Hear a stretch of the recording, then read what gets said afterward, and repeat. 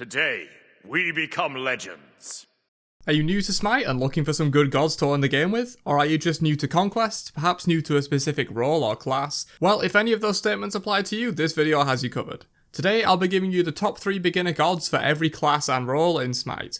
This video will sort of be a double whammy. Not only is it the top gods for each role in Conquest, but it also doubles as the best gods for every class if you're not a Conquest player and are just looking for some easy warriors to flatten people in Arena with, for example. But honing your Smite skills and knowledge takes a lot of work, so if you need a break, you should definitely check out the sponsor of today's video, Raid Shadow Legends. Build your unique team of champions to ascend the Doom Tower, delve dungeons, and even fight other players' teams in PvP arena matches. Today, I'd like to showcase some of the insane milestones Raid and its community have reached over the years. Of course, there's big ones like the 76 million unique players in 195 different countries around the world, but also some smaller ones like the only 1900 players who have played the game every single day since launch. I haven't even done that with Smite, and it's my job to play that game, so that's true commitment. Now, you can call me boring all you want, but my favourite part of Raid is honestly browsing the massive champion roster to find the next meta-breaking champion combos that I can smash some of the hardest dungeons in the game with.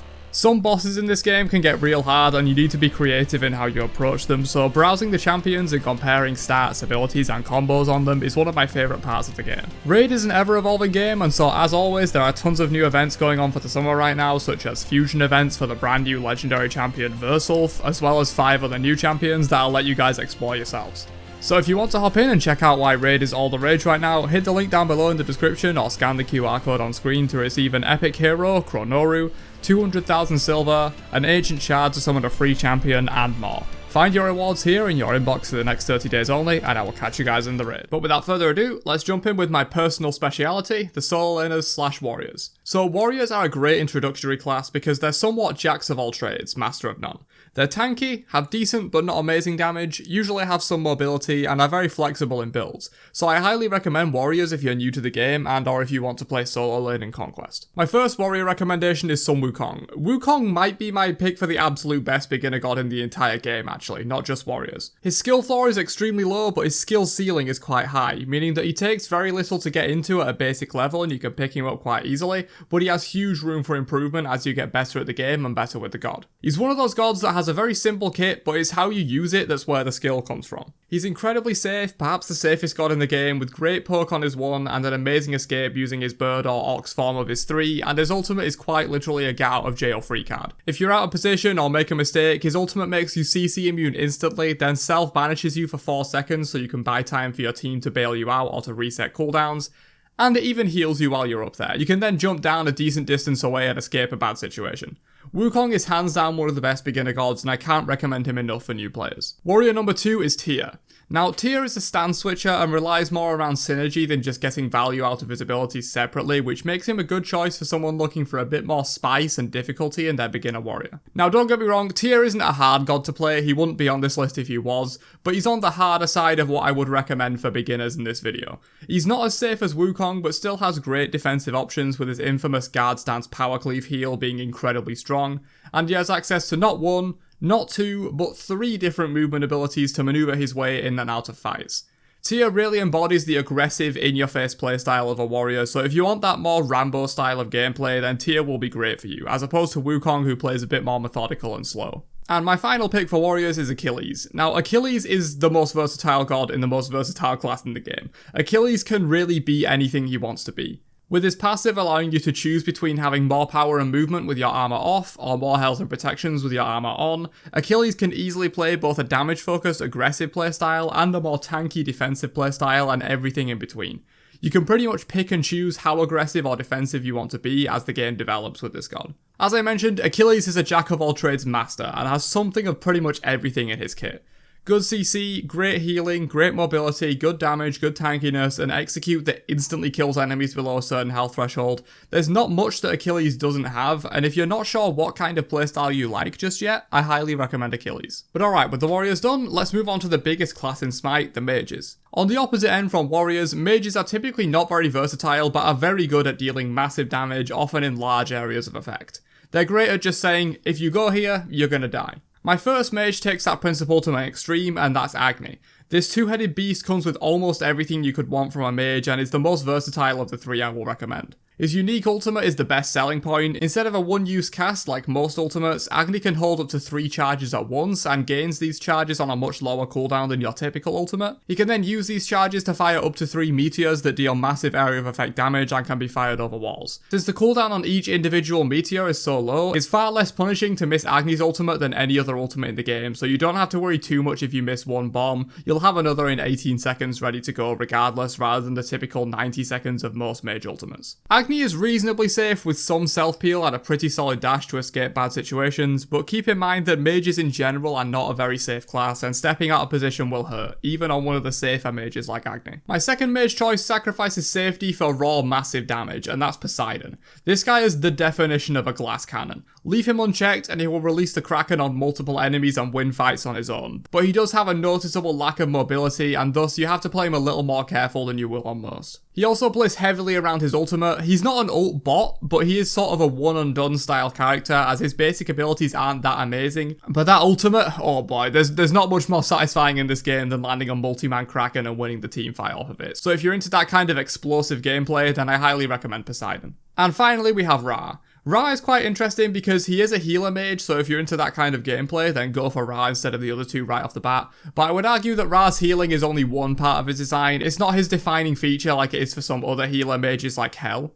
This is also the first god you get for free as a beginner god in the game, so that might draw you to him as well. You don't have to grind up favor to buy him or anything like that. Ra's damage is also extremely strong and definitely on par with most mages, though a vast majority of his damage is done by line targeters, not circles like most mages. So if you enjoy that style of gameplay more, then definitely go for Ra, as the other two mages I've recommended are 100% circle mages. Ra's safety isn't the best, but also not the worst. He has built-in movement speed on his passive that allows him to often outrun most gods, and he does have healing, a solid slow that ends in a blind to stop people chasing him mindlessly, and a small protections buff. But he does lack an actual movement skill such as Agni's dash from earlier, so you will have to play a little more careful. Ra demands a little more from you as the player to make him work compared to Agni and Poseidon in my opinion, so if you're looking for a bit more of a challenge while still being manageable, then definitely check out Ra. Moving on to the assassins slash junglers, these gods are what you would typically expect from an assassin class. They're high damage, high mobility, but generally quite squishy if they get caught with their pants down. My first assassin recommendation is Thor, another god that is given for free and one of the few beginner gods that I actually agree is good for beginners. Thor used to be a warrior way back in the day before he was changed to an assassin, and his kit still shows fragments of that past, as he's a very all-round assassin with something of pretty much everything. He has great burst damage, solid poke, great CC, amazing mobility, can even build bruiser or tank if you want to.